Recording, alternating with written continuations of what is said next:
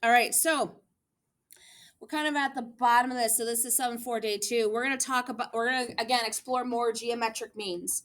So we're going to talk about altitude hypotenuse theorems. If an altitude CD, which is highlighted in orange, is drawn to the hypotenuse AB, which is right there, of a right triangle ACB, then the two triangles formed are similar to the given right triangle and to each other. So that's just kind of a reminder from yesterday. We kind of talked about that, right? The similarity statement would be ADC. So here's A to D to C, this little guy in red, to CDB, CDB right there, and then ACB, so this larger one in blue. Okay. The altitude to the hypotenuse is the geometric mean between the segments of the hypotenuse.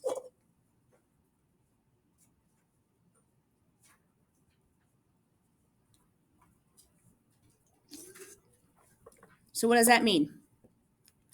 These little H's right here, this is the geometric mean for X to Y. We have CD as the geometric mean between AD and DB.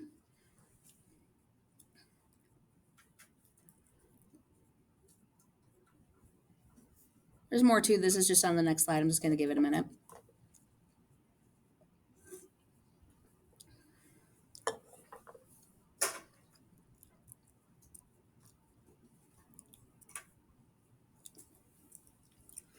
And just a reminder, because I know this is on the board, but I just want to make sure we're good. Remember, this is a geometric mean. This is a geometric mean. And this is a geometric mean. Okay, so that's just a reminder from yesterday, because I think you guys got that picture on the board, right? Or somewhere. It's on the board still, but at least this way you guys know that these are geometric means.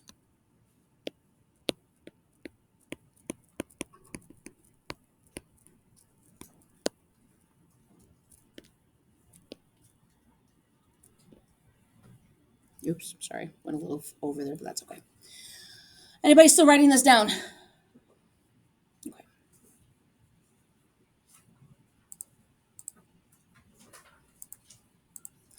Okay. Either leg of the given right triangle is the geometric mean between the hypotenuse of the given right triangle and the segment of the hypotenuse adjacent to that leg. So what are they saying here? If you guys look at the triangle, AC is going to be the geometric mean between AD and AB, which means we're going to get this proportion. X and C, so those numbers are going to be between B squared. And then CB is the geometric mean between DB and AB. So we're going to have, again, the geometric mean, which is A, with Y and C as our numbers. This is just kind of an extra tip. The geometric mean is the shared side between two of the three triangles. So when you are focusing on this, do not look at all three triangles together. You only need to focus on the two in question. Kind of like when we were solving for FG from the homework, right? I only focused in on two of the three. That's all we had to do.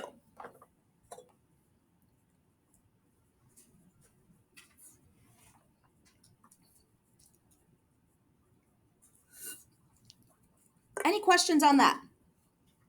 Before we move on to our next little analogy.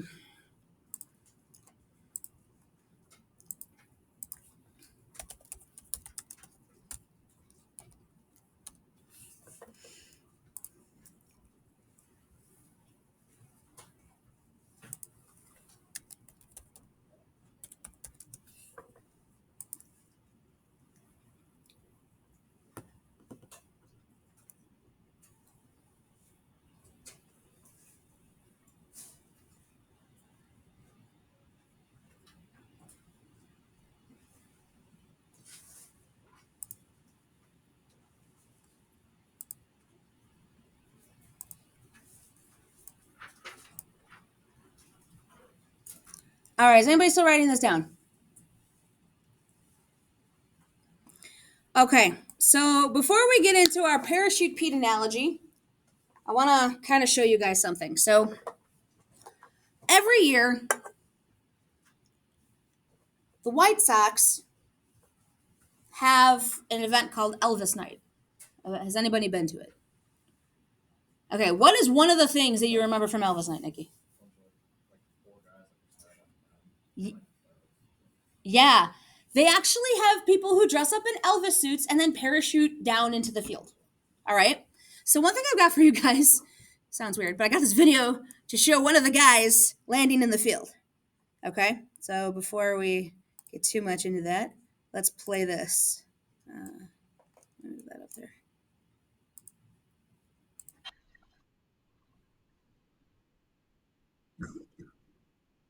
Can you see the field down there?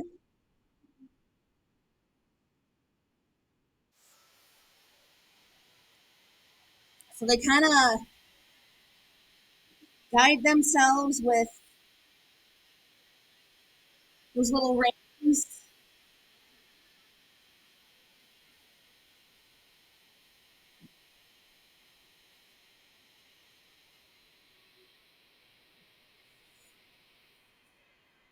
So like there's the first guy landing.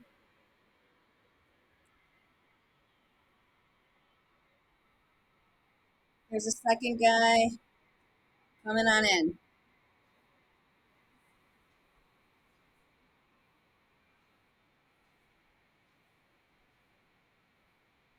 Okay, so usually what happens after this, they need to exit the field and they got to find an exit. Okay. Where they choose to go is based off of, what's available to them after they get their parachutes off. Okay. So, what does this have to do with Parachute Pete? You're probably asking. Well, Parachute Pete is one of those divers. Okay. He's going in to Comiskey because no other name even matters. Let's face facts, right? Um, so when he lands, he has three spots to land: A, D, or B. And he's coming in using one of these geometric means. Okay? So let's take a look at the first one. So when he comes down this way and lands at A, he has two total exits he can go to. He can go to D, or he can go all the way to B. So, just as an idea, if you wanted to set this up as a ratio, if I called that X, and let's say I call that this little part A and the larger part B, I would set that up as X squared equals A times B.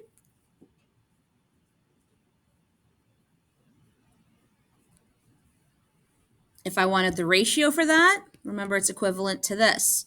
You can have A, X equals X, B. All right, so he comes down this way and he lands at D. He has, again, two spots he could go. He could go one way to A or the other way to B. Let's call this little guy C. That means, and I'm going to call this Y. So that means the ratio for that is going to be Y squared equals A times C. And the proportion is going to be A over Y equals Y over C.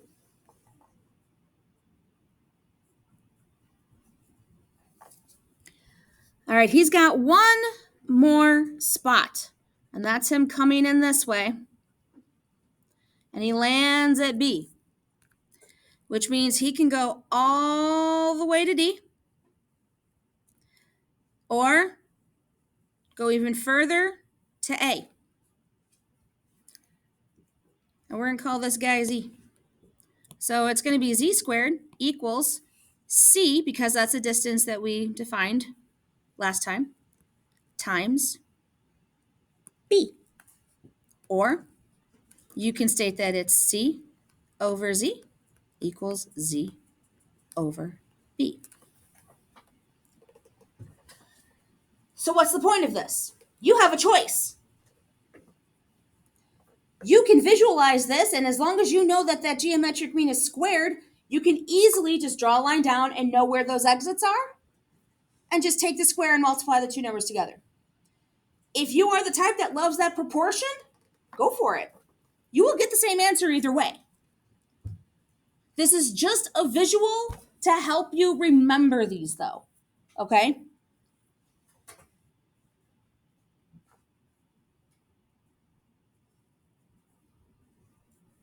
Questions on that?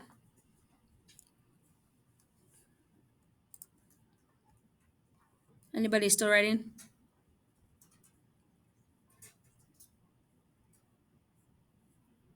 Okay. Can erase. Nikki, are you good? Okay, just checking. All right, so let's take a peek at this. So they want us to find EV. So here's my geometric mean. Parachute Pete. Oh, EV, sorry, wrong one, oopsie. Here we go. EV. Parachute Pete lands here. So he can go to N or he can go all the way over to S, which means SV is 28.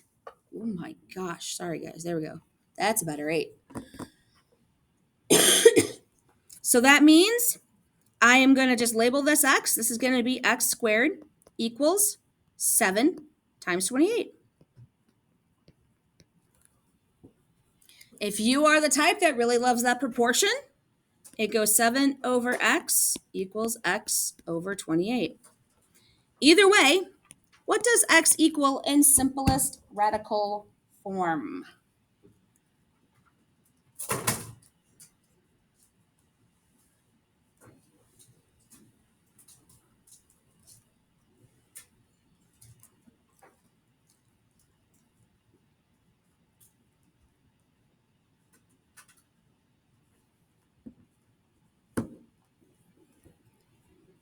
Anybody?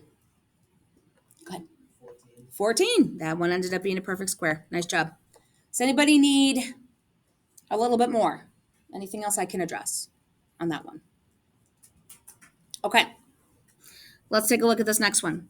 So they're saying EH is 7 and HG is 3, and they want us to find HF. So HF is the geometric mean. I'll label that as X. And again, because I'm landing, Parachute Pete's landing here, I either go this way or this way. So this will be X squared equals 7 times 3. The proportion is going to be 7 over X equals X over 3. Do you guys see like how these are the same? This is just like a little way to remember those a little easier, okay?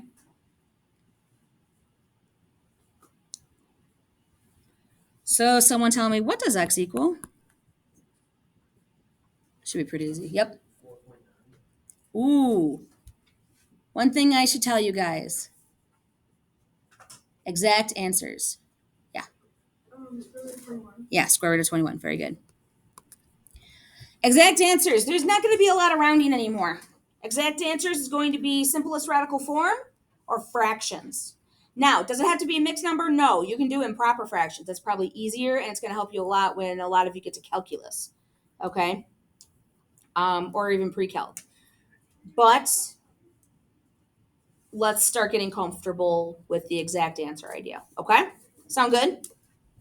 All right. Let's take a look at example 3. Oh, sorry. Is anybody still writing here before I move on? Okay. All right, example 3. Now, in this case, we don't have everything we need, but they said, hey, you got to find X. They're giving us the geometric mean, right? So we have this little part, 6, but we're missing EC. What's EC going to be? Who can tell me? They gave us the whole thing, OC. Nikki? What'd you say? X minus 6, yep. So how does this set up? Well, again, if Parachute Pete lands here, he goes this way or this way. So that means we're going to have 8 squared equals 6 times x minus 6. If you are the proportion type, this is how it's going to look. It's going to be 6 over 8 equals 8 over x minus 6. Okay? The 8 has to be squared. Someone tell me an exact answer for x here.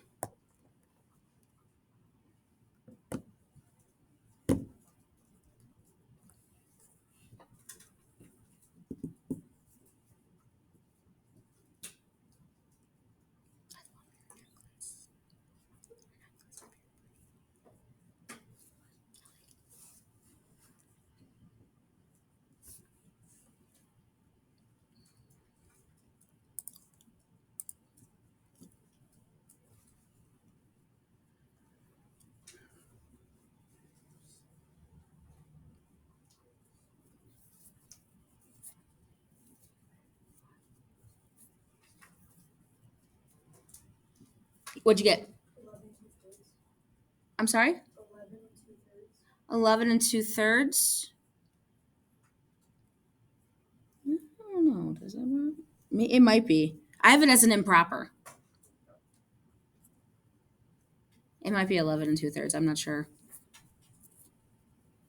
Anybody got the improper fraction?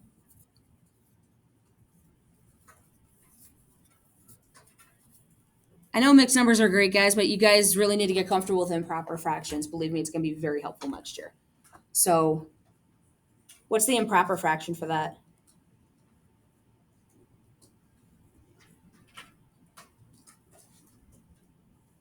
Go ahead. 35 over 3. That's a little low. It's not. I didn't get 35 over 3. I got something else. Okay, so remember that this is 64, and this ends up being 6x minus 36. I add the 36 to each side. That leaves me with 100 equals 6x, and I divide by 6. So after we reduce this, what are we left with? What? 50 over 3. Yep. Questions on that? Jackson, do you see where things went a little wrong? Yeah, I forgot to distribute the space. That would do it. That's okay. I'm just glad you found the mistake. Any questions? All right, let's I want you guys to do the you try it. Is anybody still copying this? Because I am going to erase it. All right, do the you try it. We'll get some people up there to solve one for X, one for Y, one for Z.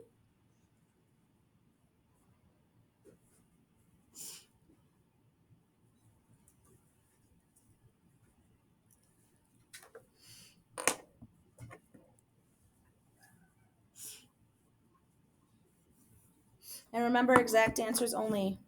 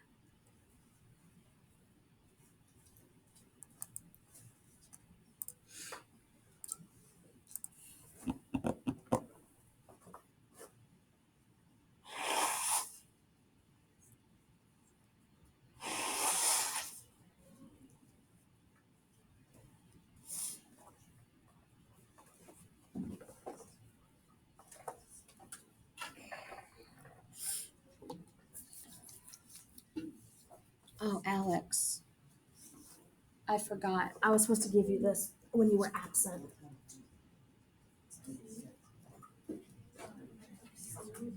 Because we did this while you were away. Sorry about that. All right, who's got X? Lucy, go solve for X. Who's got Y?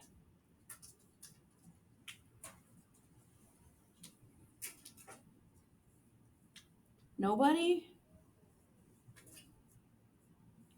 Shane, you already went up. You've already volunteered as tribute. I appreciate it, but I want to see how smart somebody else is in the room. Let's see who can show me their stuff. We'll let Delta Math decide the fate.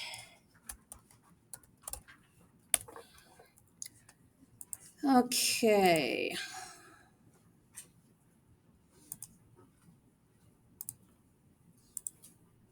All right, third hour. I'm going to close my eyes and just keep hitting the call button. Wait, wrong third hour. Here we go. Eliana, you've got Y. And then for Z, no, you already went. Leon, you're up.